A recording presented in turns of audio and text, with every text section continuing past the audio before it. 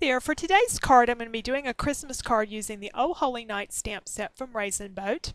I'm just getting the main image positioned on my paper and using my grid block to keep the image straight on the block, and as well using the lines on the grid to line up with the edge of the paper so I can just stamp it over and over again on different pages and be able to create multiples.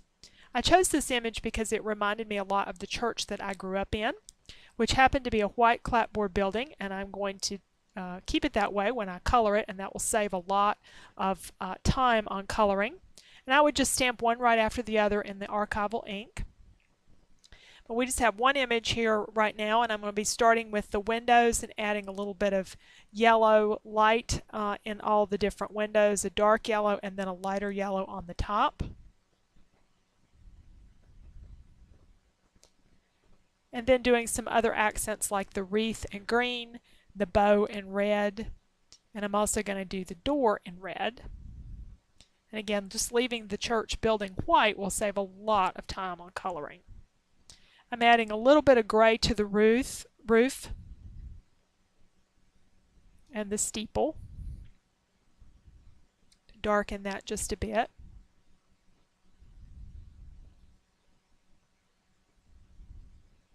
And fill in that door there, also in red to kind of go with the bow.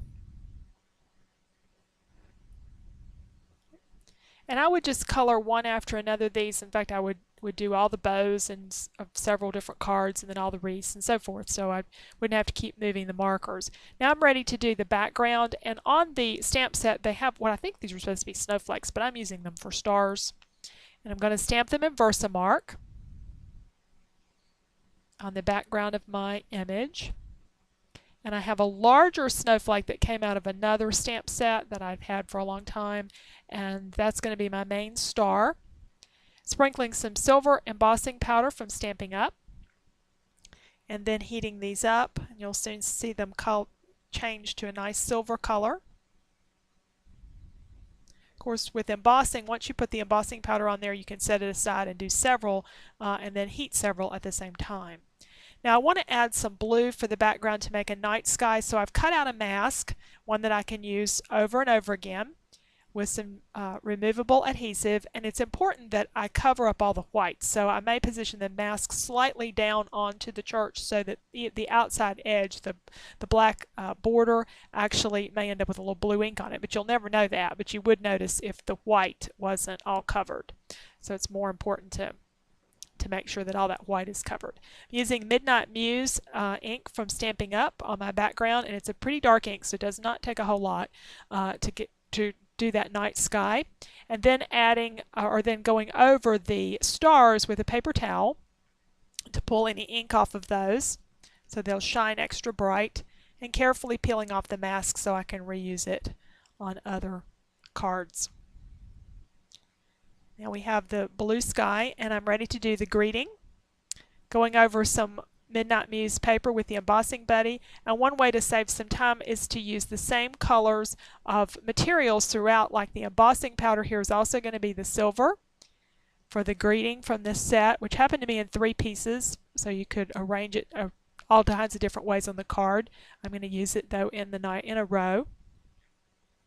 And I want to rip the top edge of this, and to make that go a little bit faster and have a little more control, I'm using my scoring board from Martha Stewart to mark a score line and then just tear the paper along the score line. So you get a more controlled effect there, as well as making it go a little faster. Applying this to the new smoky slate gray cardstock from Stampin' Up, and then putting the words on the top. And although this card has a lot going on, it's really just a 2-layer card, so it's nice and flat, it'll be easy to mail, and I could stop right here. I really don't have to add anything more, but I want to add just a little bit more texture and interest, and I'm going to use some stickles for the stars.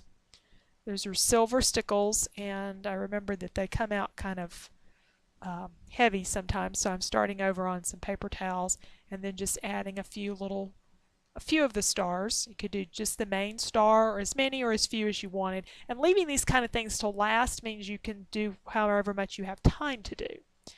And this is white fabric paint. I got this idea from the ladies at Raisin Boat. They used a product called Liquid Applique, which I don't have access to in my area. I can't find it anywhere. But this fabric paint from Michaels is very inexpensive, and it seems to work the same way.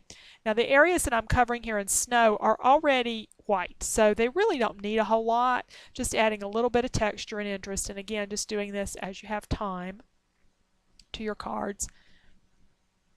And I went ahead and waited till I got it completely assembled. So if I ran out of time, I didn't have to do all of it. I will need to let it set aside though and dry for at least overnight to be sure that it's good and dry. And then the last thing that I did was add a little bit of green marker to the bushes. Careful not to get any green into the white snow, and doing that after the snow means that you don't get any bleeding of the green ink underneath the snow, because that doesn't look very good. Anyway, here's the finished card. Thank you for watching.